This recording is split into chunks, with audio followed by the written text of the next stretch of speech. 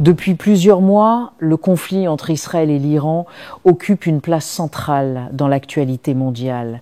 Mais aujourd'hui, la situation a franchi un seuil critique. Les États-Unis, sous la direction de Donald Trump, ont lancé des frappes aériennes contre 3 sites nucléaires iraniens. Cette décision n'est pas seulement un acte militaire, c'est un signe clair que l'Amérique entre officiellement en guerre aux côtés de son allié historique, Israël. Trump a déclaré que l'heure de la paix a sonné, appelant l'Iran à mettre fin à la guerre. Il a aussi précisé que tous les avions américains ayant participé à l'opération étaient désormais hors de l'espace aérien iranien. Toutefois, cette escalade soulève de vives inquiétudes, des représailles iraniennes sont attendues et les analystes redoutent un élargissement du conflit à l'échelle régionale, voire mondiale. Il n'y a pas d'armée au monde qui aurait pu faire ce que nous avons fait ce soir. Et jamais ça n'a existé. Nous aimons Dieu, nous aimons notre patrie. Alors que Dieu bénisse Israël, que Dieu bénisse l'Amérique, merci. Pourquoi une telle intervention? Parce que le danger des armes nucléaires est devenu trop grand. L'Iran, accusé de développer des capacités nucléaires militaires, représente une menace directe non seulement pour Israël, mais pour toute la région. L'Amérique, consciente de ce risque, a choisi d'agir avant qu'il ne soit trop tard. Mais il y a aussi une dimension spirituelle à cette alliance. Beaucoup de croyants se réfèrent à Genèse 12, 3, où Dieu dit à Abraham « Je bénirai ceux qui te béniront et je maudirai ceux qui te maudiront ». Pour certains, ce verset explique pourquoi les États-Unis soutiennent Israël. En bénissant Israël, ils espèrent recevoir la bénédiction divine.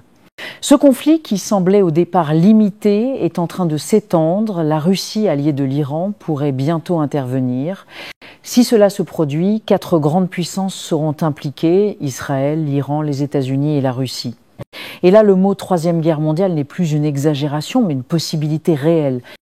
Ce scénario avait été annoncé dès 2012 par le prophète T.B. Joshua, qui avait prédit que le conflit entre Israël et l'Iran s'élargirait jusqu'à devenir mondial. Priez pour la nation. Je vois une tension entre l'Iran et Israël. C'est une tension de « je veux te combattre, tu veux me combattre ». Si cela se produit, ce sera beaucoup plus grave que tout ce que vous avez connu. Mais nous ne devons pas cesser de prier, car si la prière s'arrête, quelque chose pourrait éclater. Prions, car ce conflit serait différent des autres. Voilà pourquoi nous ne voulons pas de guerre. Si ce genre de conflit commence, tous les précédents ressembleront à un atome, mais celui-ci sera un élément entier. Vous voyez la différence de taille?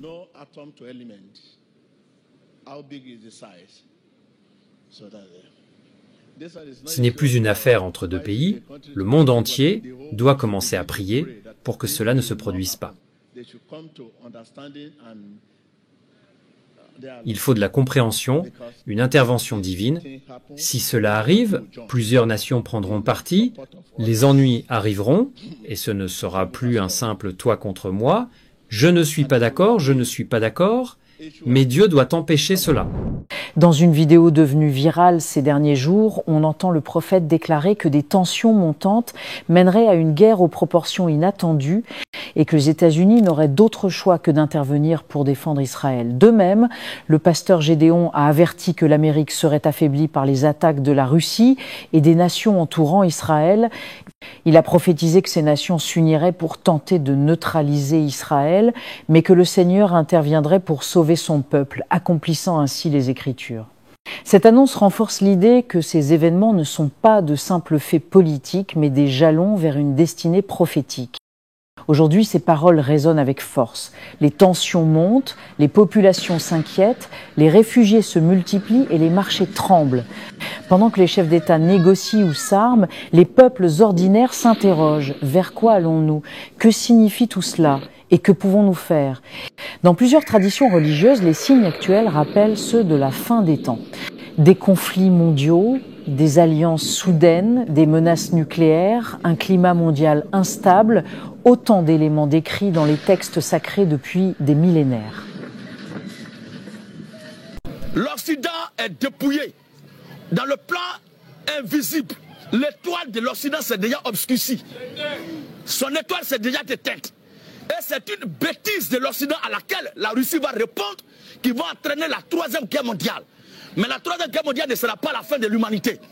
Parce que quand la Russie va affaiblir l'Amérique et que l'Amérique sera totalement affaiblie au plan de l'armement, elle n'aura pas la capacité de se défendre. Et défendre Israël parce que le défenseur d'Israël actuellement c'est l'Amérique. Or la prophétie du Seigneur Jésus-Christ est claire. Il faut que tous les pays palestiniens autour d'Israël attaquent Israël. Et que la désolation s'abatte sur Israël. Et l'écriture est claire, ce jour-là, si ce temps n'est pas abrégé, il ne resterait personne parmi les Juifs qui va rester en vie. Donc à cause des élus, Dieu va abréger ce temps-là. Avant que ce jour n'entre en vigueur, il faut que l'Amérique soit anéantie au plan de l'armement. Et que l'Amérique soit dans l'incapacité de se défendre et de défendre aussi son poulain, Israël.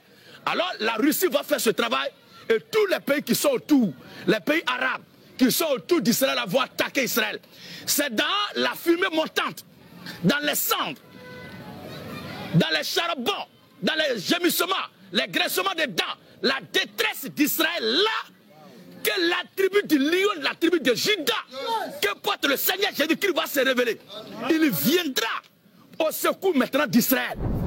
Pour les croyants, ces signes ne sont pas forcément une fin, mais un signal. Celui de se tourner vers Dieu, de se préparer spirituellement et de rester dans la lumière au milieu des ténèbres. Car les prophéties bibliques ne parlent pas que de destruction. Elles annoncent aussi un espoir, le retour du Messie, la restauration de la paix et la protection divine sur ceux qui lui sont restés fidèles. Beaucoup croient que lorsque toutes les nations se retourneront contre Israël, Dieu lui-même interviendra pour défendre sa nation, montrant au monde sa fidélité et sa justice.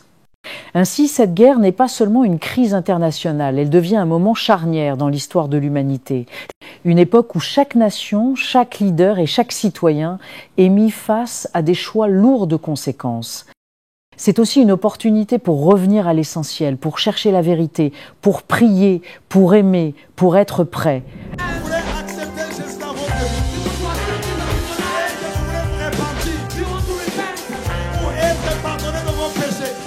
C'est pourquoi, mes amis, vous ne pouvez pas croire dans un prophète qui vient qui dit que lui, il est le chemin.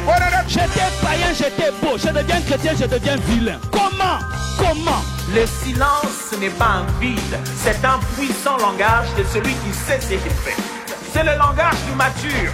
La personne qui est mature répond de fois par le silence, se tait seulement. Si le ciel s'est réconcilié avec la terre par la croix,